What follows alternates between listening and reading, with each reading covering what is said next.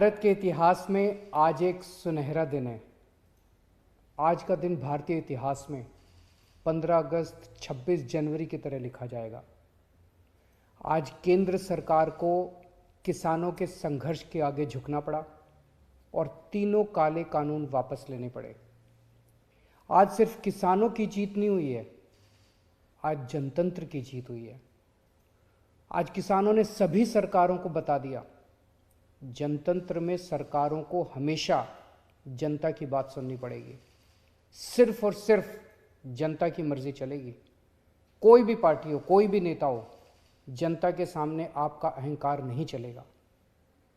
ये एक ऐसा संघर्ष था जिसने पूरे देश को एक कर दिया। इस लड़ाई में किसानों के साथ साथ मजदूरों, युवाओं, महिलाओं, आड़तियों, दुकानदारों ने सबने हिस्सा लिया। पंजाब हो या यूपी, बंगाल हो या केरल, पूरा देश किसानों के साथ खड़ा था। देश विदेश में रहने वाले सभी भारतवासी एक हो गए और इन सब ने मिलकर आज इतिहास रचा है। जिन्होंने धर्म जाति से ऊपर उठकर एक साथ सड़क पर तीनों काले कानूनों के खिलाफ ये लड़ाई लड़ी और आखिर में केंद्र सरकार को उनके आगे झुकना पड़ा, इन सभी की आज जीत हुई है। पूरी दुनिया के इतिहास में शायद ही इससे बड़ा या इससे लंबा कोई आंदोलन हुआ होगा।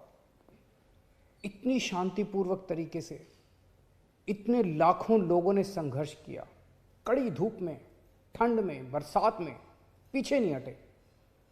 इस आंदोलन को तोड़ने के लिए सरकार ने, पूरे सिस्टम ने, एजेंसियों ने, पूरे के पूरे तंत्र ने न जाने क्या क्या कोशिश की। किसानों को आतंकवादी कहा, खालिस्तानी कहा, एंटी नेशनल कहा, सब तरीके से घेर के उनको, उनके हौसले को तोड़ने की कोशिश की गई। लेकिन किसानों के लिए भी आज़ादी की लड़ाई थी। आज़ादी के दीवानों की तरह किसानों ने भी कमर कस के ये लड़ाई लड़ी और जीते।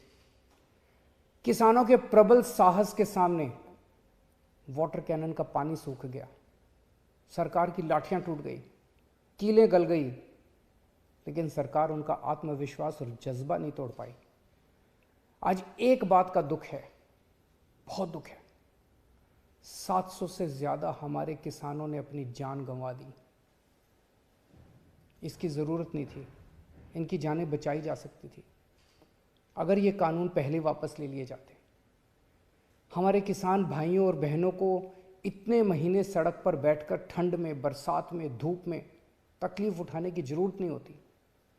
आज 700 से ज़्यादा किसानों की जान चली गई, 700 से ज़्यादा परिवार उजड़ गए। आखिर किस लिए? इन शहीदों को मेरा नमन है, इनके परिवार को भी मेरा कोटि कोटि प्रणाम है। मैं उनकी आत्मा की शांति के लिए वाहेगुरु जी से प्रार्थना करता हूँ, उनके परिवार के सभी कष्ट दूर करें। पर आपकी कुर्बानियों को ये देश कभी नहीं भूलेगा। आज का दिन हमारे देश के बच्चों और नौजवानों के लिए एक सीख है कि अगर सही नीयत से, शांतिपूर्ण तरीके से संघर्ष करो, फिर चाहे मंजिल कितनी भी कठिन और दूर क्यों ना हो, सफलता मिलती ही है।